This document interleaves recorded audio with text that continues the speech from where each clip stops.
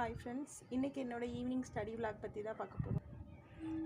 நான் எப்போவுமே என்னோடய ஈவினிங் டைமில் மார்னிங் என்னென்னலாம் நம்ம படிச்சிருந்தோமோ அதை தான் வந்து நான் ஒருக்கா ரிவைஸ் பண்ணி பார்ப்பேன் ஃப்ரெண்ட்ஸ். ஸோ அந்த மாதிரி நம்ம ரிவைஸ் பண்ணும்போது நமக்கே தெரிஞ்சிடும் அதுக்கடுத்து இந்த பாயிண்ட்ஸ் தான் வருதோ அப்படின்னு சொல்லிட்டு ஒரு 2-3 டைம்ஸ் நம்ம ரிவைஸ் பண்ணிட்டோன்னா கண்டிப்பாக நமக்கு அதில் இருக்க எந்த பாயிண்ட்ஸுமே நமக்கு வந்து மறக்காது. ஸோ வந்து நான் எப்போவுமே கண்டிப்பாக ஈவினிங் வந்து கண்டிப்பாக ஒரு தடவை நான் ரிவைஸ் பண்ணிட்டு தான் நான் அடுத்ததுக்குள்ளே போவேன். ஏன்னா ரிவைஸ் பண்ணாமல் நம்ம அடுத்து எந்த டாபிக் படித்தாலும் அந்த ரிவைஸ் பண்ண டாபிக் வந்து ரிவைஸ் பண்ணாமல் நம்ம படித்த டாபிக் வந்து கண்டிப்பாக நமக்கு ஞாபகம் இருக்காது. எக்ஸாம் ஹாலில் நான் அந்த இதை கண்டிப்பாக நிறைய டைம் நான் ஃபேஸ் பண்ணியிருக்கேன். இதுவரை நான் 2 டைம்ஸ் டிஎன்பிஎஸ்சி எழுதியிருக்கேன். 2 தடவை பார்த்திங்கன்னா எனக்கு வந்து 4 மார்க்கு 2 மார்க் இந்த மாதிரி தான் மார்க்ஸ் போயிருக்கு. அதுக்கு காரணம் வந்து என்னோடய கேர்லெஸ்ன்னு நான் சொல்லுவேன். இன்னொன்று என்னென்னா ரிவைஸ் பண்ணாமல் போயிடுது, நமக்கு ஞாபகம் இருக்கும் அப்படின்னு சொல்லிட்டு ரிவைஸ் பண்ணாமல் நான் போயிடுது. அதனால் அங்கே போய் பார்த்தோன்னா கண்டிப்பாக கன்ஃபியூஷன் வந்துடும். அதுவும் இயர்ஸில் வந்து கண்டிப்பாக இது வருமா அது வருமானு சொல்லி ரொம்ப கன்ஃபியூஷன் ஆகிடுது.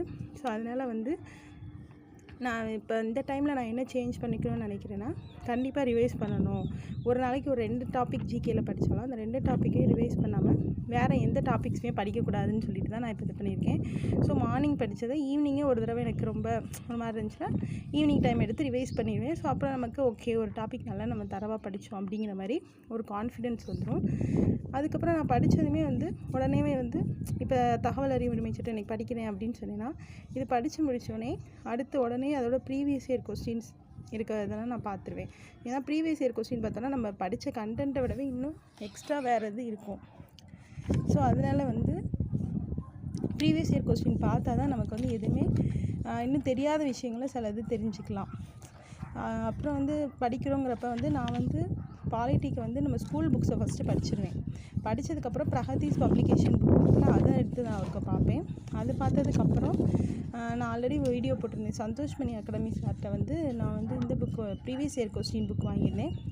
ஸோ அந்த புக்கை தான் வந்து நான் படித்து முடிச்சுட்டு அந்த புக்கை எடுத்து நான் ரிவைஸ் பண்ணி யூஸ் பண்ணிக்குவேன். அதுவே நான் தகவல் அறிவு உரிமை சட்டம் படிச்சுட்டு அதை நான் ஆல்ரெடி அண்டர்லைன் பண்ணி வச்சுருந்தேன், குறித்து வச்சுருந்தேன். எனக்கு தெரிஞ்சதெல்லாம் தெரியாதையும் நான் பார்த்து குறிச்சிட்டேன். ஸோ அதை வந்து இந்த மாதிரி ஈவினிங் டைமில் நான் அதை ஒருக்கா ரிவைஸ் பண்ணிக்குவேன்.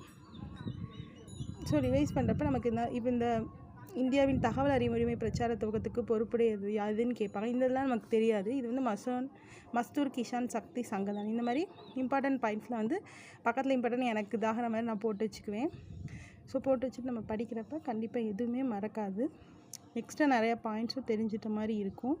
ஸோ கண்டிப்பாக நீங்களுமே வந்து படித்தோன்னே மோஸ்ட்டாக அன்றைக்கி நைட்டுக்குள்ளேயே அதை ஒரு தடவை ரிவைஸ் பண்ணிட்டா ரொம்ப நல்லாயிருக்கும். அப்படியே நமக்கு டைம் இல்லை, இப்போ ஹவுஸ் ஒய்ஃபாக இருக்கும், சில நேரம் நமக்கு படிக்க முடியல